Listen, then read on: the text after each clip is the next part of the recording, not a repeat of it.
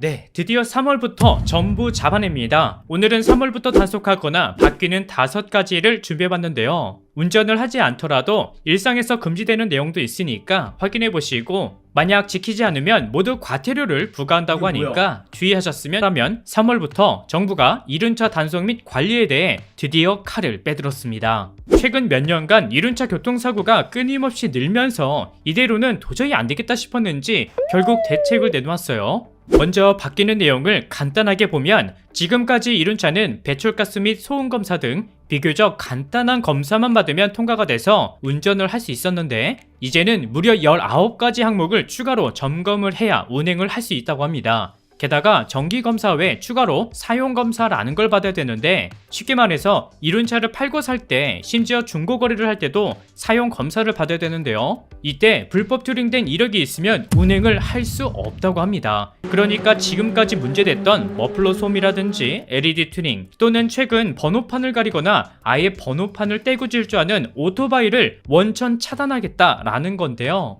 만약 사용검사를 받지 않으면 번호판 자체를 받을 수 없고요. 적발 시 1천만원 이하의 벌금이 부과된다고 합니다. 그리고 번호판도 좀 바뀝니다. 지금 보시는 것처럼 왼쪽이 현재 번호판 사이즈고요. 오른쪽이 이번에 개선되는 번호판인데요. 사실 이게 얼마만큼 효과가 있을지는 아직 감이 오지 않지만 여전히 번호판을 떼고 질주하는 이륜차를 후방 단속 카메라 설치를 확대해서 모두 잡아낼 계획이고요. 여기서 이륜차 번호판에 무선 식별 방식인 RFID 칩을 심는 방안도 현재 논의 중이라고 합니다. 이 칩을 심은 오토바이가 횡단보도를 지나가면 도로의 각 시선물에 설치된 기계가 자동으로 신호를 잡고 운전자가 누구인지 즉시 확인이 가능하기 때문에 이 방식도 현재 논의 중이라고 해요. 아무래도 무분별하게 운전하는 일부 몰상식한 분들을 모두 잡기 위해서 시행한다고 하니까 잘 진행됐으면 좋겠습니다. 두 번째는 바로 스쿨존 제한 속도인데요. 현재 스쿨존 제한 속도는 30km로 제한하고 있죠. 하지만 어린이들이 없는 늦은 밤이나 이른 새벽에도 속도가 제한되면서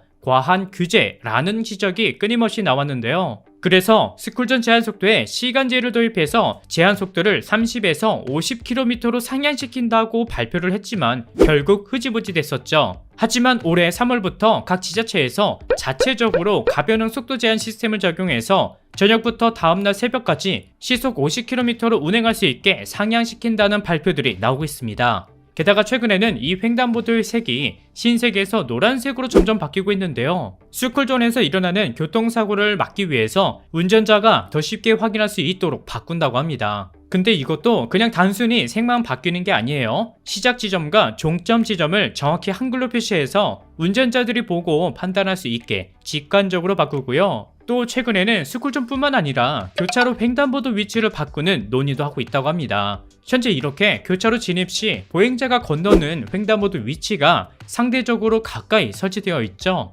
그러다 보니까 대형차들의 사각지대로 인한 사고가 발생하고 있는데요. 그래서 교차로 횡단보도의 위치를 바꾸는데 뭐 그냥 위치만 바꾸나 보다 라고 생각하실 수 있지만 횡단보도 위치를 바꾸게 되면요, 우회전할 때 멈춰야 되는 정지선도 당연히 뒤로 더 물리게 되겠죠. 따라서 우리가 그동안 모퉁이 부근에서 일시 정지 후 지나갔다면 앞으로 새로 바뀌는 횡단보도의 경우는 더 뒤로 밀려난 정지선에서 일시 정지 후 지나가야 되는 거예요. 오히려 이게 운전자의 입장에서는 더 편할 수 있다는 의견들이 많더라고요. 지금처럼 우회전 한번 하려고 하면 전방 신호등이 적색인지 녹색인지 보행자가 있는지 또 이 사람이 건너려고 하는지 뭐 이런 것들을 한순간에 파악해서 우회전했잖아요. 그래서 이게 본격적으로 시행되면 기존부터 지적해왔던 부분인 교차 지점과 횡단보도 사이 거리가 가까워서 보행자를 발견하기 어렵다는 문제가 조금은 해결되기 때문에 이건 빨리 도입됐으면 좋겠습니다.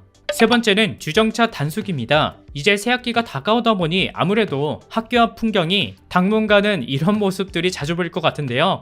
이거 싹 다 단속 대상이죠. 그래서 서울시와 각 지자체에서 새학기를 맞아 어린이 보호구역 내 불법 주정차 특별 집중 단속을 벌인다고 하는데요. 단속은 아침 등교 시간 오전 8시에서 10시까지, 그리고 하교 시간 오후 1시에서 4시에 집중적으로 단속하고요. 단속 구간은 학교 주변 신호기가 없는 횡단보도와 그리고 보도 또는 차도가 분리되지 않은 통학로 등을 중심으로 인력을 집중 배치할 예정이라고 합니다. 근데 특히 주의하셔야 되는 부분이 두 가지가 있는데요. 하나는 여러분들이 스쿨존을 지날 때 이렇게 신호기가 없는 횡단보도를 그냥 지나가는 분들 많더라고요. 근데 여기서 무조건 일시정지 후 지나가셔야 됩니다. 스쿨존 내 일시정지 의무를 위반하는 차량도 집중적으로 단속한다고 하니까 꼭 멈췄다가 지나가셔야 되고요. 그리고 스쿨존 내에 있는 모든 도로에서도 주차나 정차가 금지됐기 때문에 도로변에 황색 실선이 없더라도 모두 단속 대상이 되니까 에이 잠깐 애만 내리는 건데? 라는 이유는 통하지 않는다고 합니다.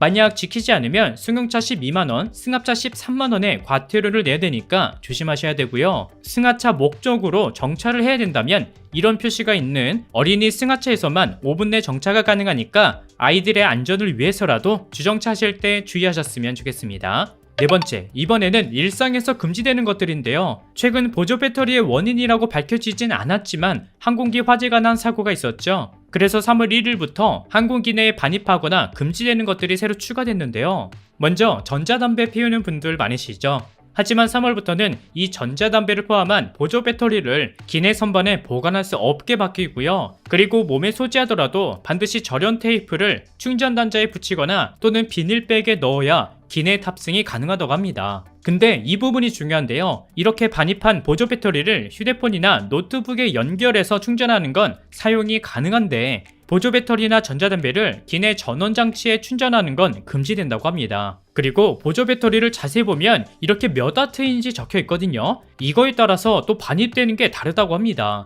보시는 것처럼 100와트 이하의 경우는 최대 5개까지 반입이 가능하고요. 반대로 160W 이상 대용량 보조 배터리는 반입이 불가능하다고 합니다. 그래서 반드시 몸에 소지하거나 또는 좌석 앞주머니에 보관하도록 규정이 바뀌었으니까 여행 일정 있는 분들은 꼭 확인하셔서 검사대에서 당황하는 일 없으셨으면 좋겠습니다. 다섯 번째는 3월부터 비둘기나 까치, 참새 등 야생동물에게 먹이를 주면 과태료를 부과한다고 합니다. 한때는 평화의 상징이라고 불렸던 비둘기가 요새는 골칫거리로 전락했죠. 그래서 3월부터 서울과 부산의 특정 지역에서 비둘기에게 먹이를 주다 적발되면 최대 100만원의 과태료를 부과한다고 합니다. 요새는 비둘기가 닭둘기라는 별명이 생긴 만큼 몸집도 엄청 크고 차가 지나가도 안 피하는 애들이 있는데요. 또 어떤 지역에서는 비둘기 배설물 때문에 자동차 부식 등 심각한 수준이라고 하니까 위 내용도 기억해 두시면 좋을 것 같습니다. 대해 준비해봤는데요. 위 내용 잘 참고하시고